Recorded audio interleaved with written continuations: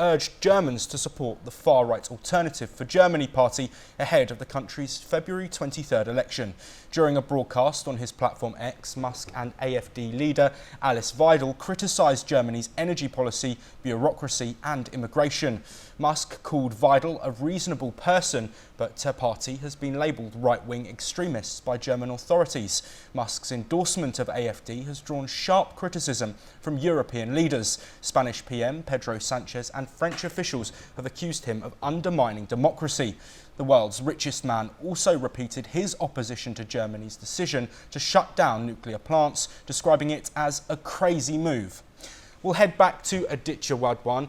Aditya, this is further interference in European politics from Elon Musk. Why is he continuing in this path, and why do you think it's important for him to be involved in these issues, again ahead of an inauguration in the US, which he's a vital part of, in just 10 days? Well, Josh, let us just put this into perspective. As you know, it is known that Republicans are right-leaning, and as we also know that Elon Musk will be playing a major role in this Trump 2.0 administration. So this can be thought as a rise of rightist governments across America and Europe. Because he is endorsing for this AfD leader, because he also happens to be a rightist leader. So this can be thought as a wave of rightist movement that is being spread, that we can see across Europe and America.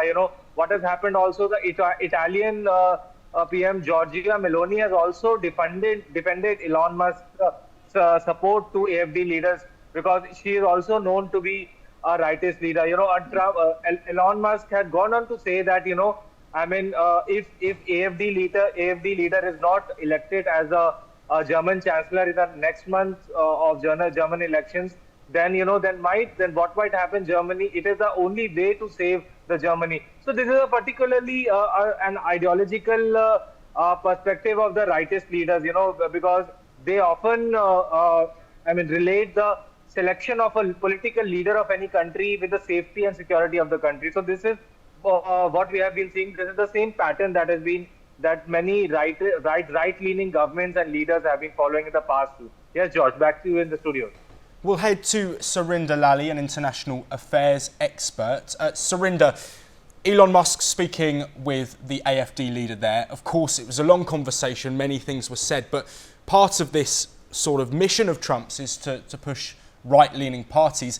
He said that the AfD are the best for Germany, but we know that they're currently polling at around 19%, and all other parties have said that they won't work with the AfD. So is this conversation, is this broadcast on X going to make any difference at all? Thank you, Joshua. It's a pleasure and honor for me to be here. Let me take this from the top. Sometimes I believe that in the American elections, the entire world should be able to vote, because it can influence entire events, the chain of events in the world. So, Elon Musk is no small fry.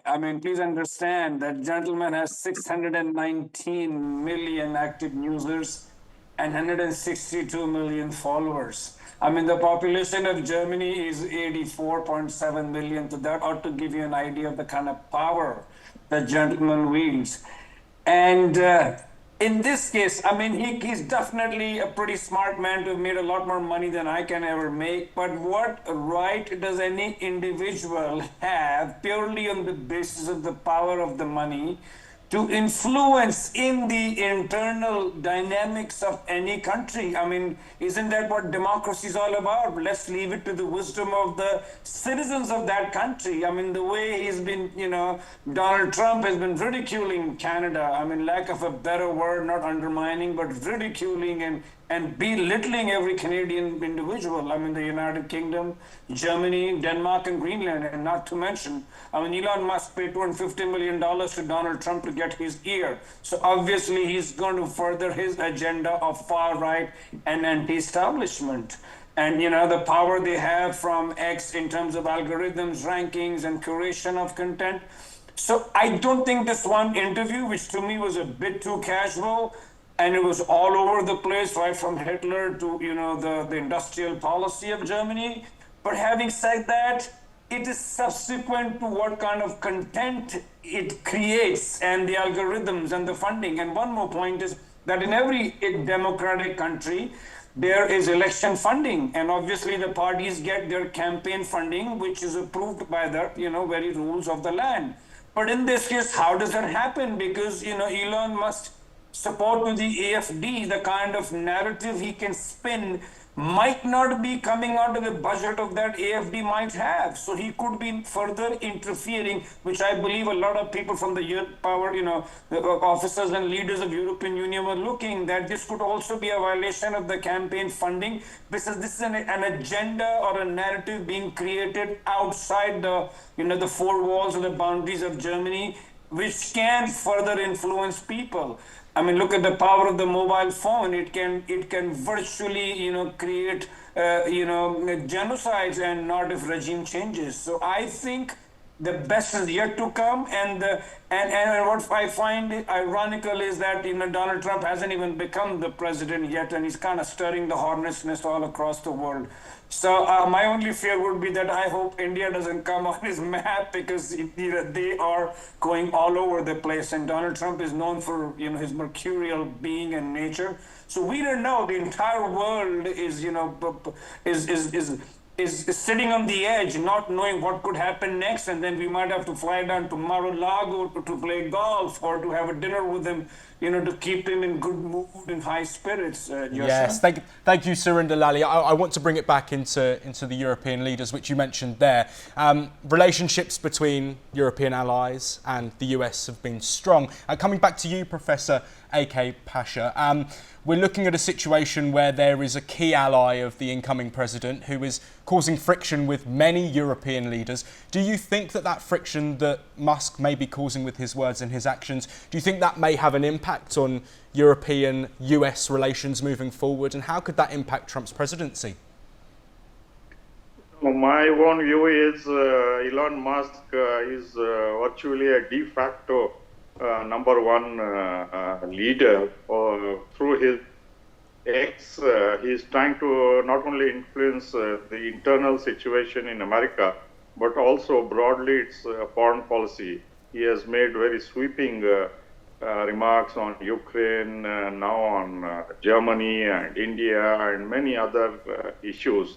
Since he reads Trump's mind very closely, and both of them align with each other's views, Trump in a way is using Elon Musk to articulate what he thinks his administration would pursue, whether it is Canada or Panama Canal or Mexico or now Germany.